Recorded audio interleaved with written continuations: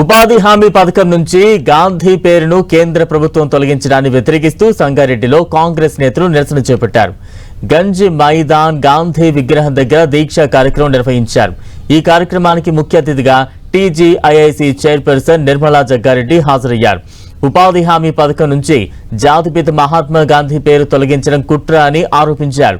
దేశ స్వాతంత్ర్యం కోసం తన జీవితాన్ని దారపోసిన వ్యక్తి మహాత్మా గాంధీ అని బీజేపీ తీసుకున్న నిర్ణయం గాంధీని అవమానించడమేనని ఆగ్రహాన్ని వ్యక్తం చేశారు. మహాత్ముడిని అవమానించిన బీజేపీని ప్రజలు క్షమించరని నిర్మలా జగ్గారెడ్డి అన్నారు.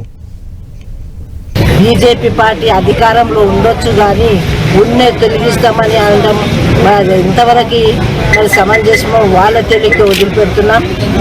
ఎందుకంటే ప్రభుత్వము ఉన్నది అంటే ప్రజలకు సేవ చేయాలే కానీ ఇప్పటి వరకు ఒక ప్రాజెక్టు కట్టిన ముఖము లేదు, ఒక కంపెనీ ఒక ఫ్యాక్టరీ తెచ్చిన ముఖము లేదు, ఏమీ చెయ్యలేదు. కానీ మేము ఇది చేస్తాం అది చేసినామని చెప్పినా అది కూడా చెప్పట్లేదు. నాకు తెలిసి చేస్తామని చెప్పేదేమి లేదు.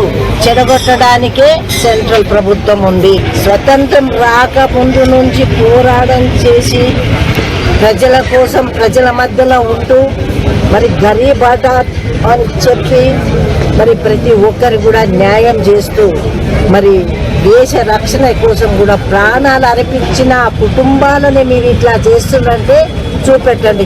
ఎవరో ఏ ఒక్కరికైనా ఇంత చుక్క రక్తం ఇచ్చిండ్రా దేశం కోసం బీజేపీ పార్టీలో ఉన్న నాయకులు కానీ మరి అధికారంలో ఎప్పుడున్నా మరి అమిత్ షా కానీ మోడీ గారు కానీ ఏం చేసిండయ్యా వాళ్ళంటే ఆదాని అంబాలకు పెద్దగా చేసిండ్రు తప్ప ప్రజలకు చేసింది ఒరిగింది అయితే ఇప్పటి